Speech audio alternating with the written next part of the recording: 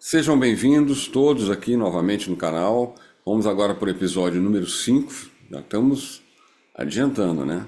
E espero que vocês estejam gostando. Qualquer coisa, por favor, é muito bem-vindo o comentário de vocês. Fiquem à vontade, tá? Deixem as suas perguntas, os seus comentários, as suas dúvidas a respeito do que foi falado no episódio, que eu terei o maior prazer em responder para vocês.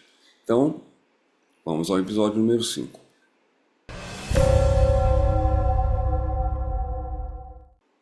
Pois é, depois daquela sucessão de fatos que aconteceram comigo e com o Helder, em que a gente ficou com parte do rosto como se fosse queimado por uma luz, a coisa evoluiu, né?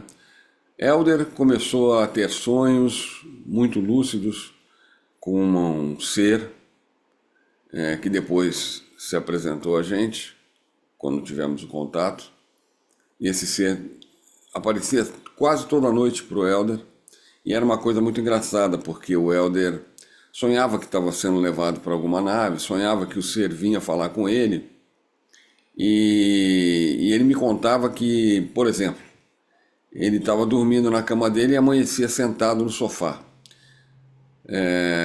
E coisas do tipo. Ou amanhecia, às vezes, uma vez, para ser exato, ele amanheceu do lado de fora do apartamento, no corredor, sentado no corredor. E ele havia ido dormir no quarto dele, né? Então eram coisas muito estranhas. Começou a ter visões, começou a escrever com símbolos muito estranhos que vinham na mente dele e ele escrevia, fazia desenhos, eu vou mostrar um para vocês, e, e a paranormalidade, né? Começou aquela coisa de ver coisa à distância, né? Visão remota, como eu também começou com um fenômeno que a gente chama na parapsicologia de psicapa, que são os fenômenos físicos, né? Movimentar objeto, levitar objetos à distância, né? Sem tocar. E outras coisas mais. Quebrar, ligar a luz sem botar a mão no interruptor, apagar, coisas desse tipo. E assim comigo também, a mesma coisa. Enquanto isso acontecia com ele lá na casa dele, acontecia comigo na minha casa também, outros fenômenos. O primeiro fenômeno que eu me lembro que aconteceu foi uma saída da matéria que eu tive, que foi curioso, porque eu tinha acabado de chegar em casa e foi de supetão a coisa. Eu sentei no sofá, dei uma relaxada, quando eu vi estava fora do corpo. E muito estranho, e levei um susto muito grande, meu coração disparou. E eu não sabia o que fazer, nunca havia acontecido aquilo comigo, nem imaginava que aquilo fosse acontecer um dia. Já tinha ouvido falar, mas nunca me liguei naquilo, nunca nesse tipo de fenomenologia. E foi um susto grande, até que eu voltei e tal. Foi muito interessante, porque para voltar eu escutei uma voz na minha mente dizendo: olha, faz uma contagem de 8 até 0, regressiva, e mentaliza uma cor azul. Foi o que eu fiz, e o medo. Para abrir os olhos ali sentado no sofá e não estar na minha casa. Esse era o meu receio, de eu não ter conseguido voltar. Até que eu fui abrindo os olhos devagar, e quando eu vi eu estava em casa, meu coração deu um alívio. Eu consegui levantar, fui tomar um copo d'água e tal. Uma outra coisa muito interessante que aconteceu comigo foi a desmaterialização de um prato. Antigamente havia o que a gente chama de prato. As mulheres aprendiam muito pintura nos pratos, faziam flores, tal, arranjos, pintavam, né? E a minha mãe tinha um que ela havia pintado, eu acho, que estava na parede, pendurado. E o prato desmaterializou na minha frente. E obviamente que eu não tinha como explicar para minha mãe, né? Então eu preferi dizer que eu, sem querer, quebrei o prato e joguei no lixo, né? preferi tomar uma bronca do que ter que contar a verdade, que havia sido que o prato desmaterializou. Como é que eu ia falar isso para ela? Bom, muitos outros fenômenos também comigo de sumir coisas, de levitar coisas, entortar, né? Isso era comum, entortar coisas e fazer objetos ligarem, televisão ligar sozinha, lâmpada apagar, acender. Aliás, essa coisa da parte elétrica e eletrônica comigo foi uma constante e é até hoje. Até hoje esse fenômeno, onde eu vou, acontece. Muitas coisas ligadas à parte eletromagnética ou eletrônica. Enfim, e a gente passou por um processo bastante interessante de entender tudo isso. Até que um dia, numa reunião lá em casa com os amigos, aí já é o Helder participando também, porque ele passou a fazer parte dos meus amigos, né? Então cogitou-se a ideia de fazer uma vigília, já que a Irene falava tanto em vigília. Na época a gente não sabia o que era, e ela nos ensinou como é que fazia, como é que era o preparo, para que servia, de que forma, que tipo de equipamento poderia ser usado ou levado na vigília. Então resolvemos, né? E ficamos esperando aonde faríamos a vigília. E houve uma sugestão de um amigo nosso do grupo, que ele tinha uma irmã que morava num local chamado Cafubá, que é no litoral de Niterói. E essa irmã gentilmente cederia a casa lá para a gente dormir, caso fosse necessário. E foi exatamente o que aconteceu. Marcamos um final de semana e fomos lá, né, para a casa da irmã desse meu amigo. Só que a intenção de contato era uma coisa muito íntima, somente minha e do Helder. Os outros não tinham essa ideia, né? Então, em determinado momento lá, antes da gente sair para o acampamento, ao relento, na verdade, estávamos na casa baseados, né, na casa dessa irmã desse meu amigo, até que eu e o Helder fomos para frente da casa, na rua, e vimos uma nave muito bonita, cheia de luzes, que tem até o desenho dela aqui para vocês. E essa nave, ela surgiu do mar e ela passou pela nossa frente.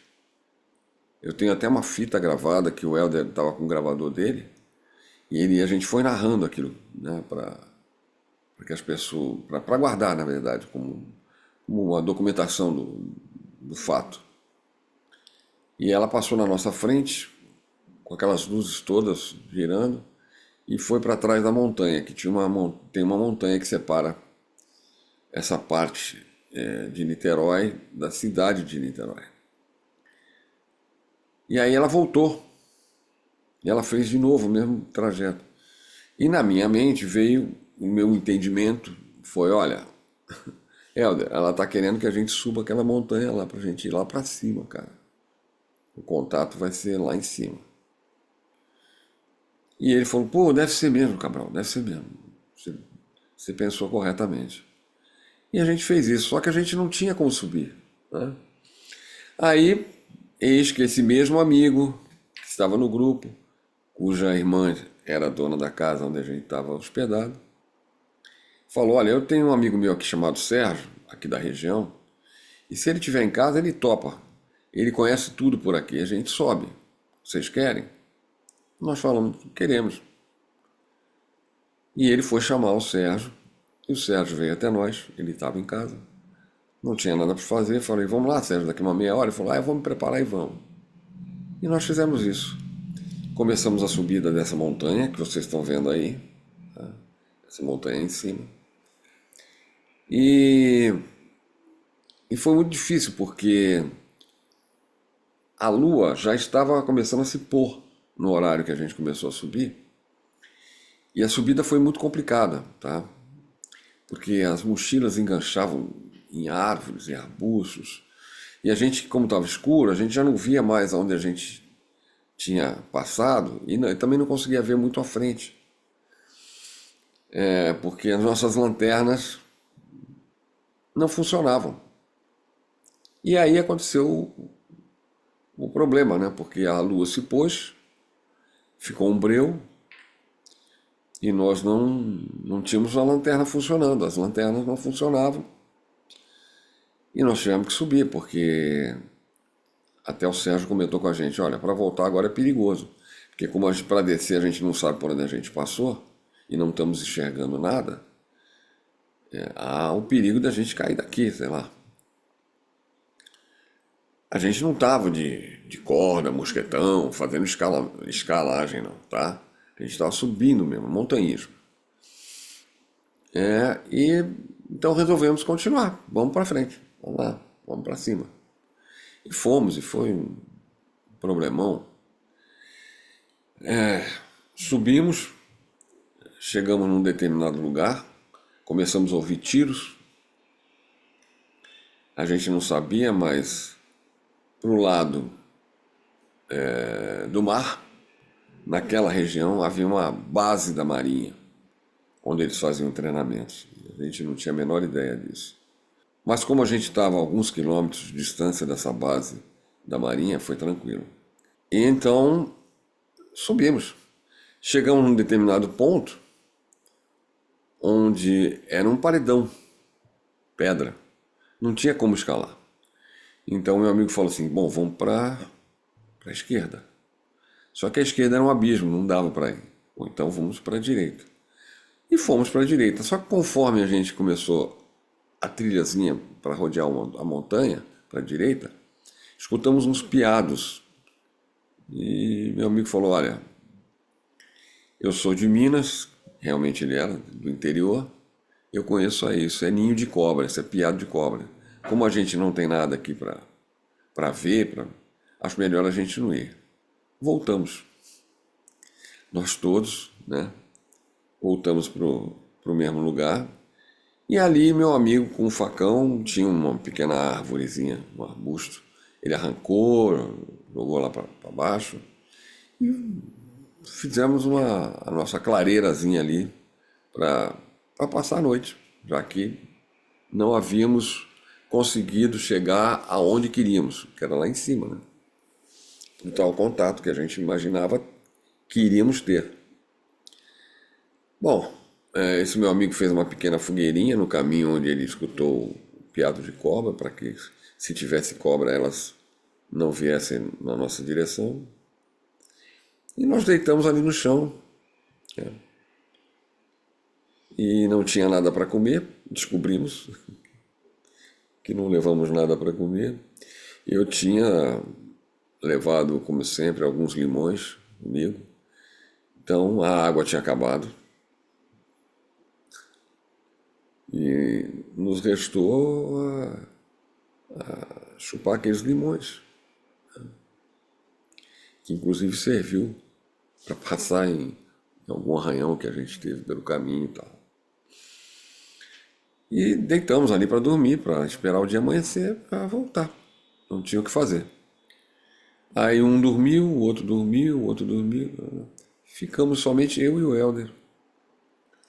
Helder deitou próximo a mim, do meu lado, e a gente foi adormecendo. Eu me lembro que eu olhava, que eu estava olhando para o céu, né, para a copa das árvores, e eu vi um objeto redondo, luminoso, todo branco, uma luz opaca, mas branca, passando bem baixo, mas ele era muito grande.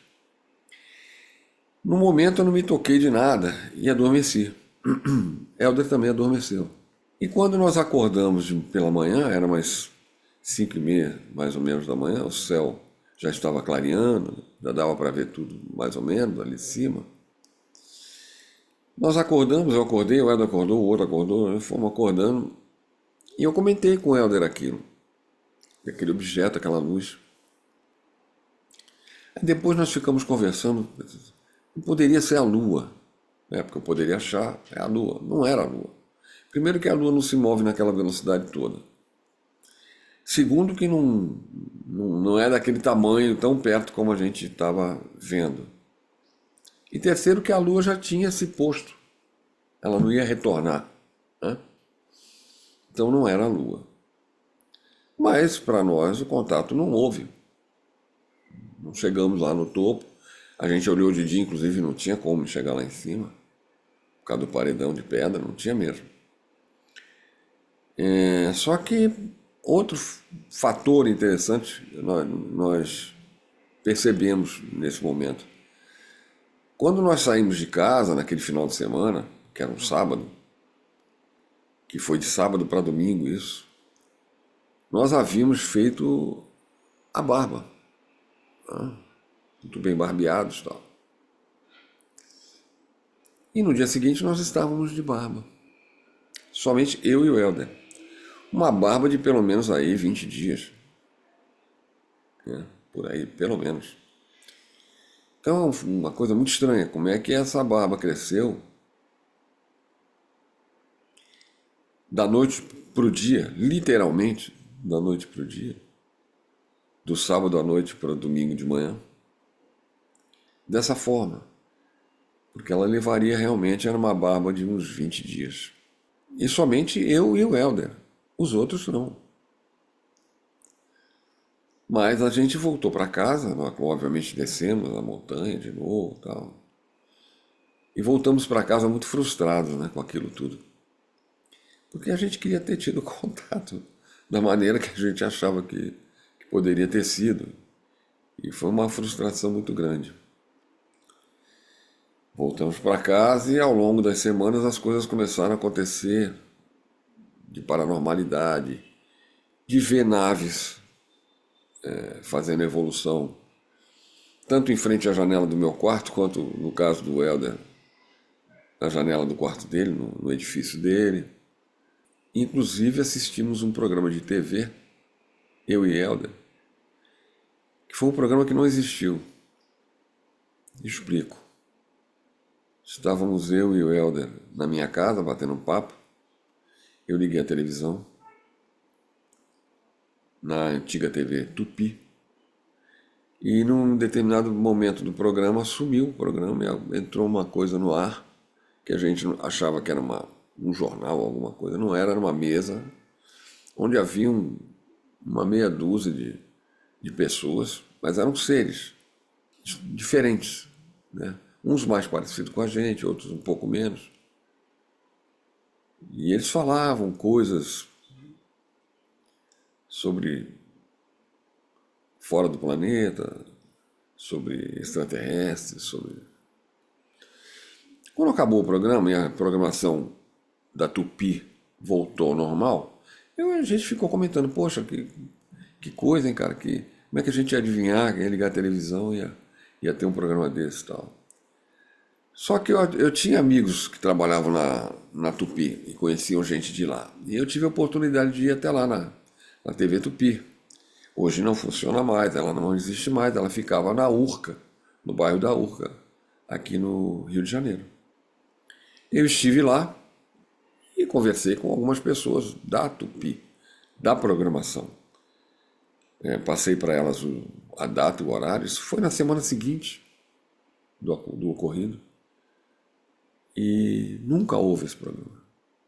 A Tupi nunca transmitiu isso nesse formato, mais com seres, né? Naquele determinado horário e dia que a gente assistiu. A programação era outra. Então, coisas assim aconteciam com a gente, né? Muitas mensagens que vinham à nossa mente e fenômenos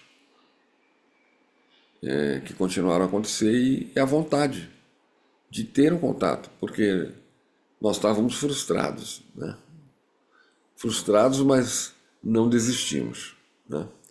Continuamos a nossa caminhada, a nossa pesquisa, as nossas experiências pessoais, individuais e conjuntas em relação aos fenômenos paranormais e à ufologia. E até que um dia, depois de 3, 4 meses, veio novamente aquela vontade, aquele ímpeto de tentar novamente o contato. E aí foi escolhido novamente Cafubá, pela facilidade da casa lá, servir de base pra gente, né, da casa da irmã do meu amigo.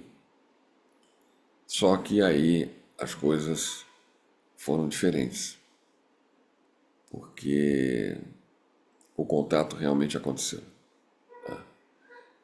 definitivamente aconteceu. E foi um divisor na minha vida, de paradigmas, de tudo que eu podia imaginar. Apesar da gente estar tão próximo de um contato, no sentido de, poxa, já estou estudando isso, já vi tanta nave, já vi...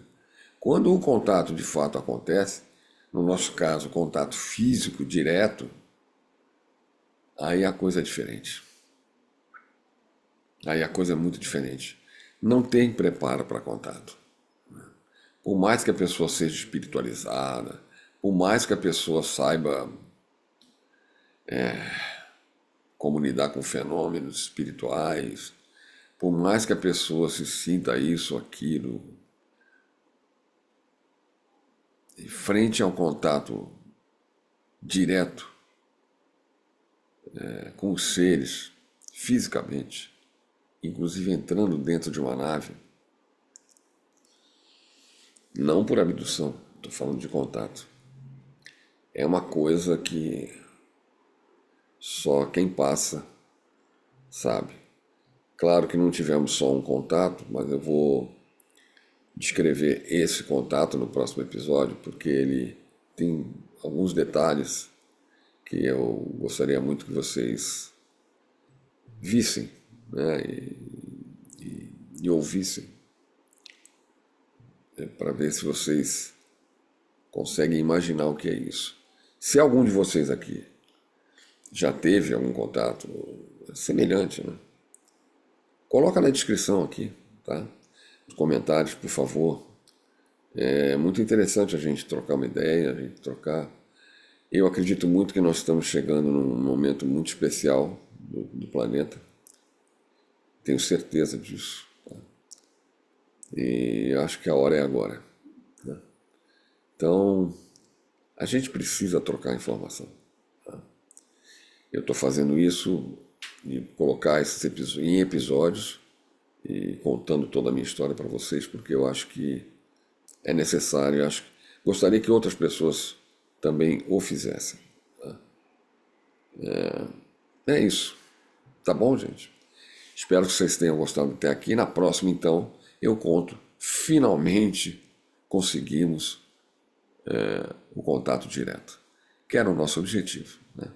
Finalmente conseguimos e foi uma mudança total na vida, radical na vida da gente. Foi impressionante. Tá bom?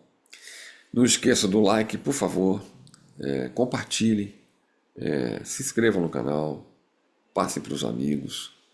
Ative aí o sininho para vocês receberem as novas postagens, os novos capítulos e outras coisas que eu pretendo colocar aqui no canal. Em breve faremos ao vivo para a gente poder conversar, né? Então é isso. Até o próximo episódio. Muito obrigado mesmo pela participação de vocês e pelo interesse. E até o próximo.